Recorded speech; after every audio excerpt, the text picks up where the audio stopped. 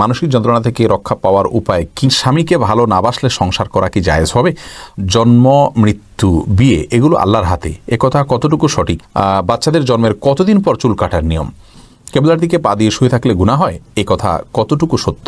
হাঁটুর উপরে কাপড় উঠে গেলে কি কবিরা গুনাহ হয়? ফুলের মালা দিয়ে স্মৃতিসৌধ শহীদ মিনার শ্রদ্ধা জানানো কি গুনাহ হবে?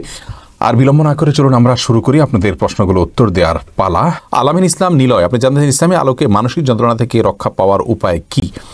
ভাই নিলয়, মানসিক যন্ত্রণা থেকে বাঁচার জন্য আল্লাহ রাব্বুল আলামিনের আশ্রয় চাইবেন। খুব কঠিন একটি বিষয়, তবে কিছু আমলের কথা আপনাকে বলি। সূরা ইউসুফের আমলটি আপনি করতে পারেন, এটি মানসিক যন্ত্রণা থেকে বাঁচার জন্য গুরুত্বপূর্ণ একটি আমল।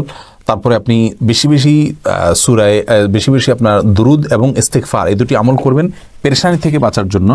এগুলো অনেক বেশি কার্যকর। কোরআন বুঝে পড়ার চেষ্টা করবেন, সিজদায় গিয়ে আল্লাহর সাথে কথা বলবেন একটু, আর ভোর রাতে বিশেষ করে আল্লাহর কাছে হাত তুলে দোয়া করবেন, কাঁদবেন, ইনশাআল্লাহ আল্লাহ রাব্বুল আলামিন আপনাকে হেফাজত করবেন।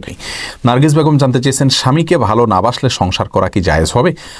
দেখুন, ভালোবাসা বলতে স্বামীর প্রতি যদি অন্তর থেকে আপনার কোনো দুঃখবোধ থাকে, যৌক্তিক কারণে থাকতে পারে, এর কারণে আপনি তার সঙ্গে সংসার করতে পারবেন না, ব্যাপারটি সেরকম না। কিন্তু কেন ভালোবাসবেন না স্বামীকে সেটি দেখার বিষয়। যদি আপনার অন্য কারোর প্রতি টানের কারণে তার প্রতি ভালোবাসা না থাকে, তাহলে সেটি তো আপনার অন্যায়, গুনাহের কাজ। অতএব এর সাথে সংসার না করার কোনো সম্পর্ক নেই।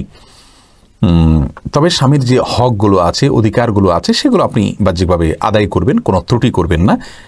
এটা হলো আপনার মূল বিষয়। আর অন্তরে ভালোবাসা সৃষ্টি করা এটা তো মানুষের হাতে না, মানুষের নিয়ন্ত্রণে না। আব্দুল মুকিত মাহিম, আপনি জানতে চেয়েছেন, জন্ম, মৃত্যু, বিয়ে এগুলো আল্লাহর হাতে, একথা কতটুকু সঠিক?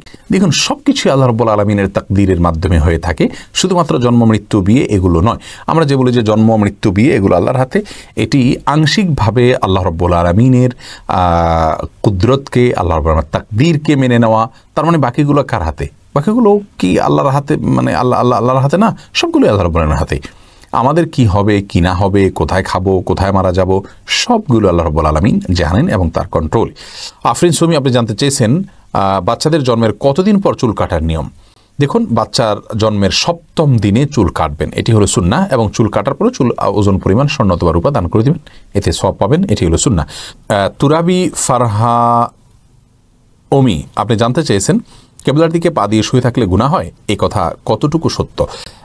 দেখুন, কেবলার দিকে পাও দিয়ে ঘুমালে বা শুলে আপনার গুনাহ হয়, এরকম কোনো কথা হাদিস থেকে বর্ণিত নয়। হাদিসে কেবলার দিকে পা দেওয়ার ব্যাপারে কোনো নিষেধাজ্ঞা নেই। কেবলার দিকে থুতু ফেলতে নিষেধাজ্ঞা রয়েছে, আমরা জানি। আর কেবলার দিকে পা দিলে সেক্ষেত্রে কোনো নিষেধাজ্ঞা কোরআন এবং হাদিসে কোথাও বলা হয়নি।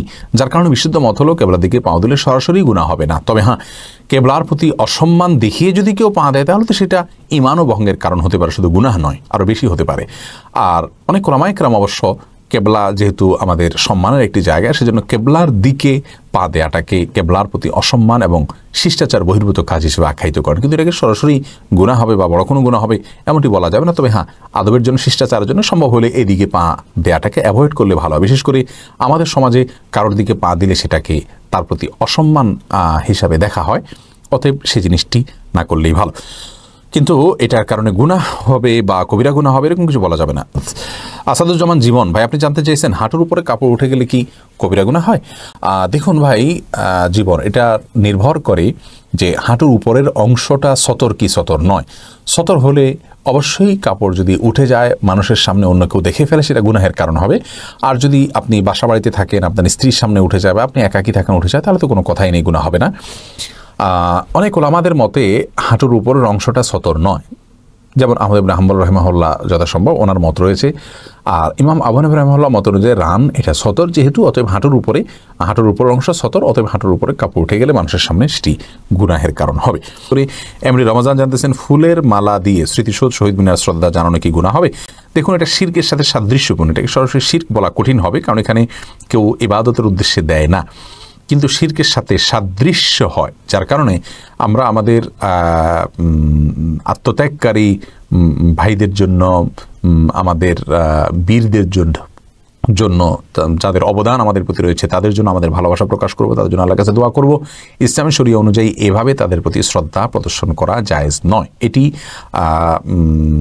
হিন্দু ধর্মের মানুষরা তাদের দেবতাকে যেভাবে সম্মান করে তার সঙ্গে সাদৃশ্যপূর্ণ অন্য ধর্মের মানুষরা করে, সারা বিশ্বে হয়তো করে, কিন্তু একজন মুসলিম হিসেবে সেগুলো আমাদের জন্য অনুসরণীয় নয়। বরং আমরা তাদের জন্য আল্লাহর কাছে দোয়া করব, সেটাই হবে যৌক্তিক এবং বাস্তবসম্মত। এই ফুলগুলো কোনো মানুষ এটার গ্রাণ নিতে পারে না, তারা নিজেরাও গ্রাণ পান না, অপচয় হয় এবং অযৌক্তিক একটি কাজ হয়।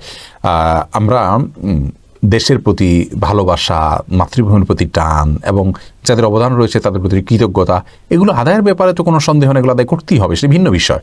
বাট প্রকাশের পদ্ধতিটা এরকম করাটা সঠিক নয়, ভিন্ন পদ্ধতি হতে হবে।